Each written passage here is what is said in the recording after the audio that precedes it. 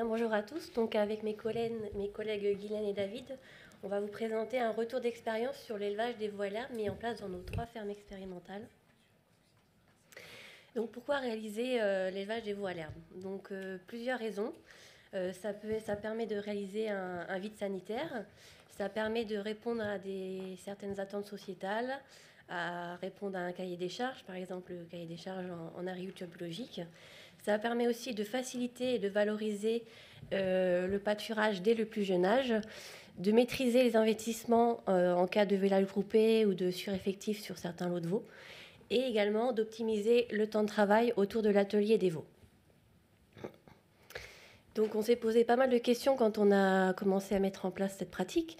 Quels étaient les impacts sur la croissance des veaux, leur comportement au pâturage, s'il y aurait des conséquences sur l'organisation du travail, et enfin quelles étaient donc les limites, les intérêts et les points de vigilance à avoir quand on se lance dans cette pratique.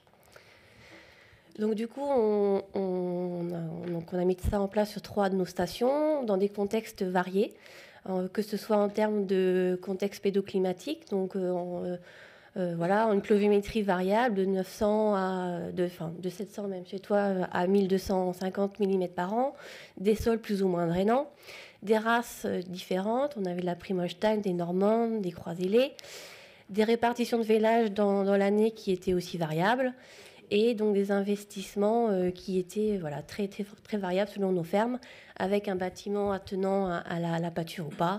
Donc on vous propose une visite en photo de ces aménagements, en commençant par Trévarez.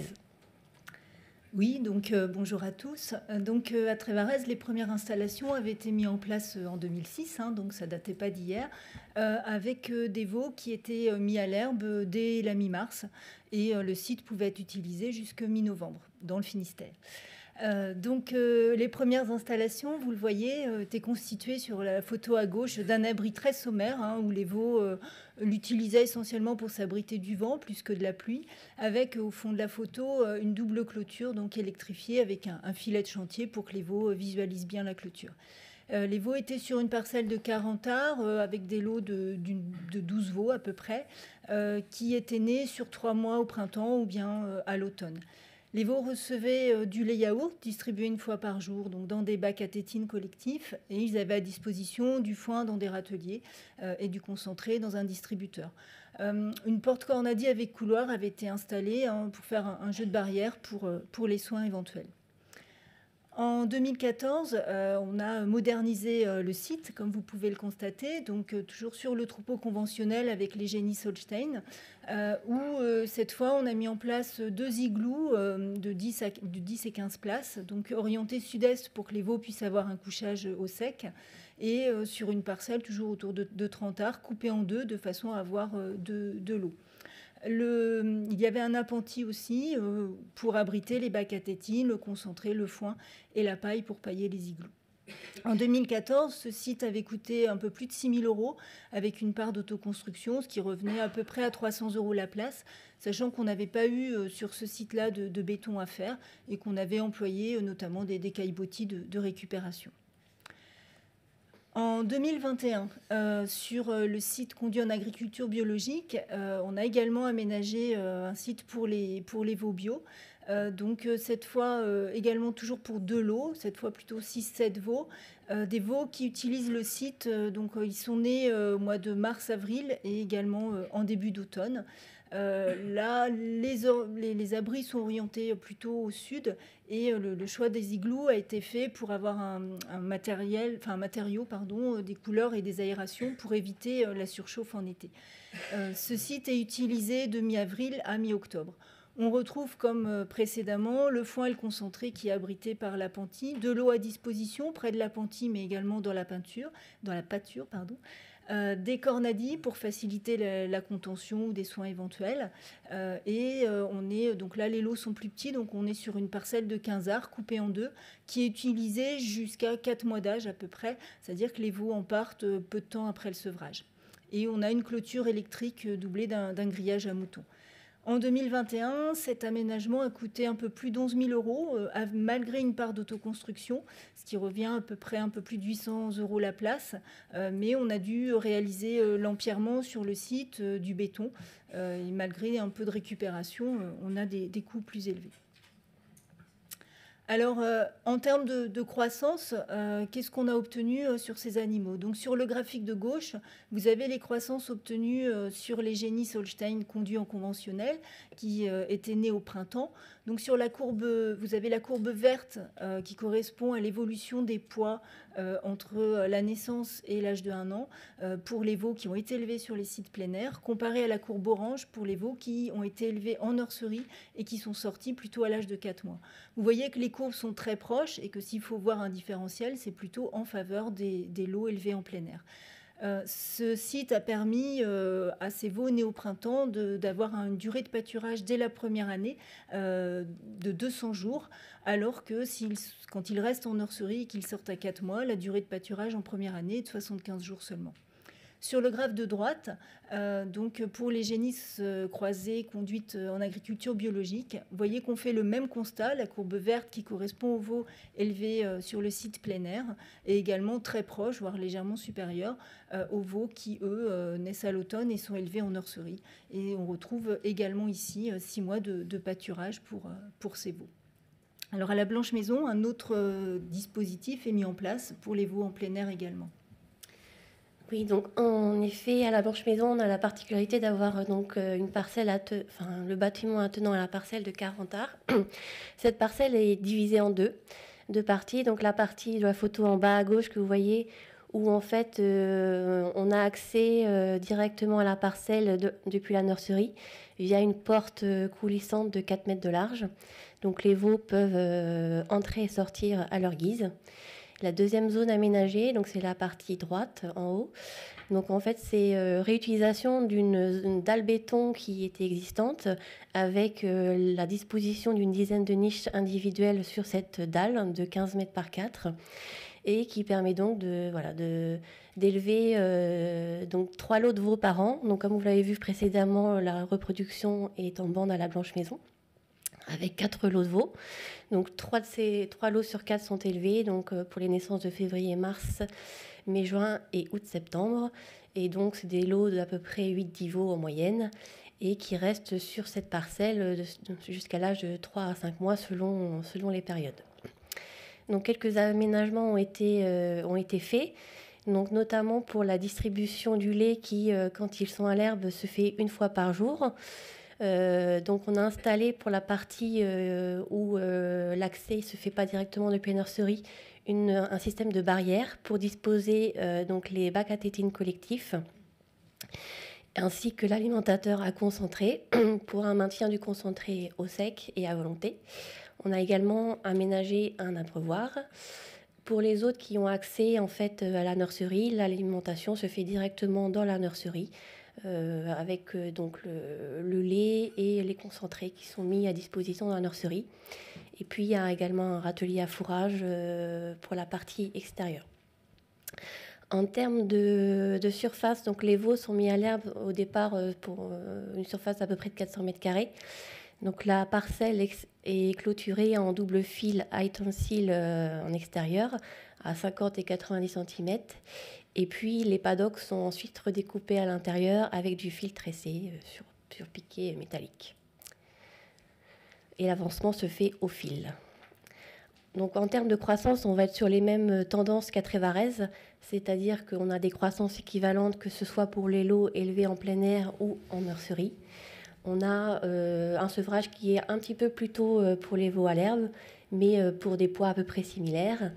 Et donc cette pratique, nous, par exemple, pour une génisse qui est née en février, lui permet de rester 250 jours au pâturage dès la première année, tandis que si elle s'était sortie qu'à 6 mois, on est autour de 105 jours, quoi.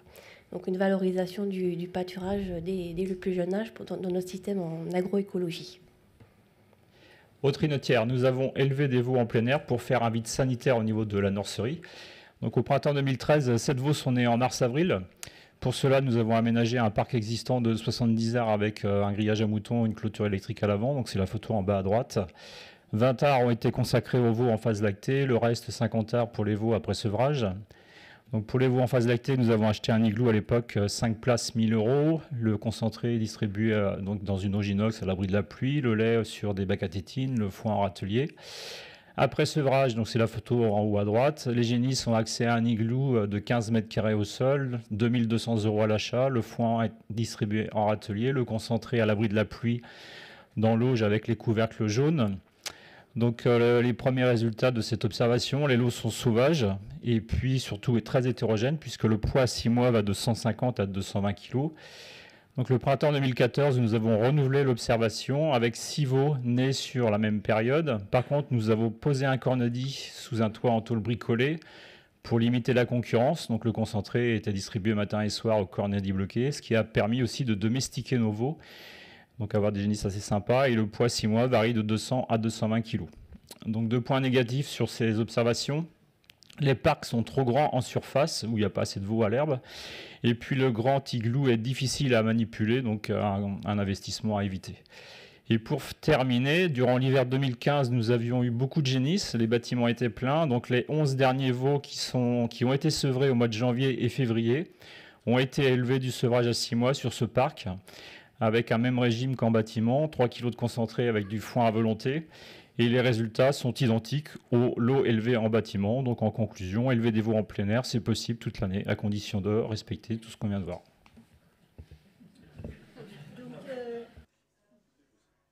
Vous avez vu une sortie précoce des 15 jours. Alors si on ne souhaite pas une sortie si précoce, on peut quand même se poser la question de mettre à l'herbe dès 4 ou 6 mois. Donc à Trévarez, vous voyez sur ce tableau, on a comparé sur la colonne du milieu donc des veaux qui sont nés en mars-avril et qui vont être mis à l'herbe dès le mois d'août jusqu'à la mi-octobre à peu près. Donc ils ont un petit peu moins de 5 mois.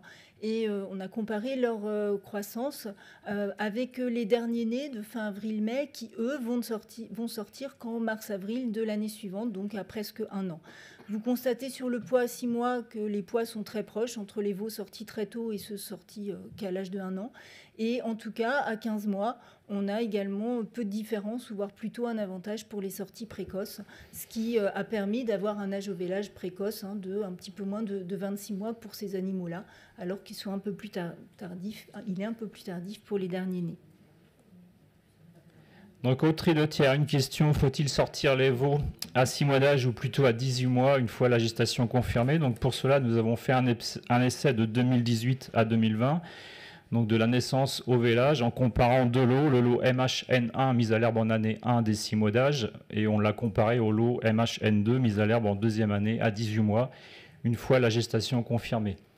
Donc le premier lot, le MHN1, qui est sorti à 6 mois dès la mi-mars, a fait plus de 800 grammes de croissance en première année d'herbe. Il a fait 960 grammes de croissance en deuxième année d'herbe, ce qui permet d'atteindre un poids en préparation au vélage, donc à 24 mois, de 660 kg pour un coût alimentaire naissance-vélage rendu auge de 610 €. Par contre, l'autre lot qui est sorti qu'à 18 mois a fait seulement 600 grammes de croissance à l'herbe. Donc elles sont un peu plus légères en prépa vélage et avec un coût alimentaire légèrement supérieur rendu auge. En pratique, pour un vélage précoce, il faut en première année d'herbe complémenter les génisses avec par exemple 1 kg de céréales, 50 g de minéral, du foin à disposition. Ça permet en plus d'amadouer les veaux puisqu'on va les voir tous les jours avec le concentré. En seconde année d'herbe, il faut sortir le plus tôt possible pour bénéficier de la croissance compensatrice avec de l'herbe de qualité en quantité, avec une croissance hivernale au préalable modérée.